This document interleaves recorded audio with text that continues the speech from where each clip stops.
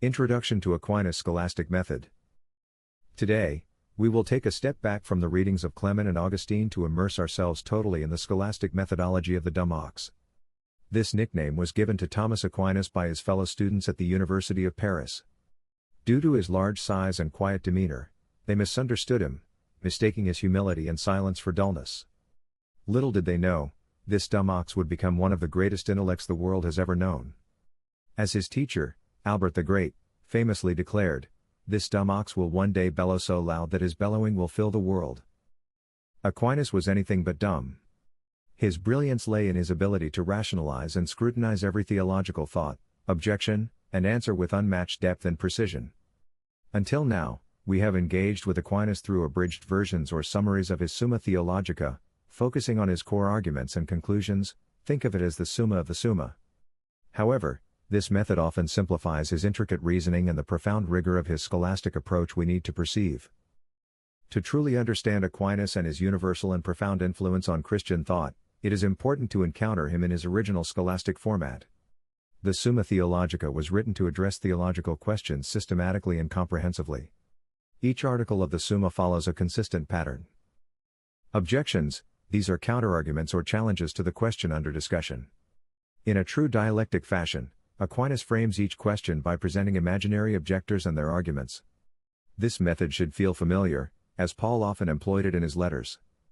For example, Romans 3:1-9, what advantage has the Jew? Romans 6:1-2, what shall we say then? Shall we continue in sin, that grace may abound? Romans 9:14-21, you will say to me then. Additional examples include 1 Corinthians 6:12, 1 Corinthians 15:35-49, and Galatians 3:1-14. Sed contra, this section offers a concise authoritative statement, often citing scripture or tradition, to support the correct answer to the question. Respondio, this is Aquinas' own detailed answer to the question. It serves as the primary response and contains his theological and philosophical reasoning. In our daily readings, this is the section we have typically been focusing on. Replies to objections. Here, Aquinas addresses and resolves each objection presented earlier. These replies show the coherence of his argument and reinforce the logic and consistency of his position. For today's reading, we will explore 3 full articles of Aquinas, presented exactly as he structured them. This allows readers to experience his brilliance in a way that highlights his logical precision, depth of faith, and ability to harmonize reason with divine revelation. Aquinas Summa Theologica. Part 1, Question 1, Article 18, whether sacred doctrine is the same as wisdom. Objections. It seems that sacred doctrine is not the same as wisdom. For no science that derives its principles from a higher science is called wisdom. But sacred doctrine derives its principles from the science of God and the blessed. Therefore, it is not wisdom. Further, it belongs to wisdom to prove the principles of other sciences. But sacred doctrine does not prove the principles of other sciences. Therefore, it is not wisdom. Sed contra. On the contrary, it is written, Deuteronomy 4:6, this is your wisdom and understanding in the sight of nations. Respondio. I answer that, sacred doctrine is indeed wisdom, for it considers the highest cause, which is God. Human wisdom judges causes within the created order, but sacred doctrine transcends this by contemplating divine truths. It is the highest form of wisdom because it directs humanity to its ultimate end, the vision of God. While it does not prove the principles of other sciences, it judges them in relation to divine revelation, establishing their validity and limits. Therefore, sacred doctrine fulfills the role of wisdom in the highest sense, guiding both the intellect and the will toward eternal truths. Replies to objections. To the first objection, sacred doctrine is wisdom not because it derives its principles from another science, but because it judges all things in light of divine truth. To the second objection, while sacred doctrine does not prove the principles of other sciences, it evaluates them based on their conformity to divine revelation, thus exercising wisdom over them. Aquinas Summa Theologica. Part 1, Question 1, Article 19, whether sacred doctrine is the most certain of all sciences. Objections. It seems that sacred doctrine is not the most certain of all sciences. For certainty arises from the evidence of principles. But the principles of sacred doctrine are matters of faith, not evident. Therefore, it is not the most certain. Further, sacred doctrine depends on arguments from human reason, which is fallible. Therefore, it is less certain than sciences that rely purely on reason. Sed contra. On the contrary, sacred doctrine is based on the divine truth, which cannot be false. Therefore, it is the most certain of all sciences. Respondio. I answer that, sacred doctrine is the most certain of all sciences because its principles are founded on divine revelation, which is infallible.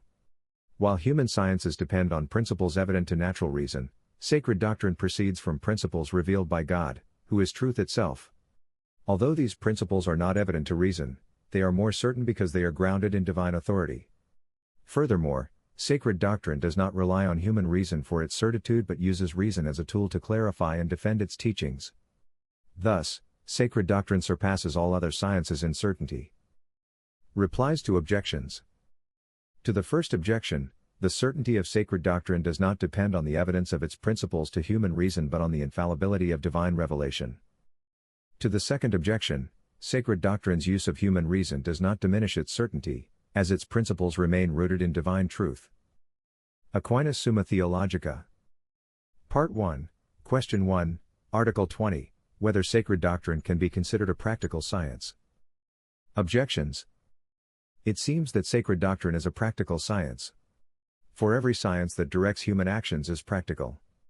But sacred doctrine directs human actions. Therefore, it is a practical science. Further, sacred doctrine concerns itself with moral matters, which are the subject of practical sciences. Therefore, it is practical. Sed contra. On the contrary, sacred doctrine is concerned primarily with divine things, which are speculative rather than practical. Respondio. I answer that, sacred doctrine is both speculative and practical, but it is primarily speculative because its chief aim is the contemplation of divine truths. While it does direct human actions, this is a secondary aspect, subordinate to the ultimate goal of knowing God. The practical dimension of sacred doctrine flows from its speculative nature, as knowledge of divine truths inspires and informs righteous living. Thus, sacred doctrine is not a purely practical science but one that harmonizes contemplation and action, leading humanity toward its ultimate end. Replies to objections. To the first objection, while sacred doctrine does direct human actions, this is not its primary purpose but a consequence of its speculative nature. To the second objection, the moral teachings of sacred doctrine are derived from its contemplation of divine truths, making it speculative in essence. Reflection. This reading provides a comprehensive look at Aquinas' scholastic method, showcasing the depth and precision of his theological inquiry. Engaging with Aquinas in his original format allows us to witness the intricate interplay of faith and reason that defines his work. This comprehensive reading offers a deeper appreciation for his brilliance, and it will not be the last time we step away from the Summa of the Summa approach to provide an unabridged glimpse of his methodology. You might wonder why we don't maintain this course for all our readings. The reason lies in the sheer size of the Summa Theologica. While our annual reading plan aims to cover roughly 800,000 words, the approximate length of Scripture, Aquinas Summa spans a staggering 1.8 million words.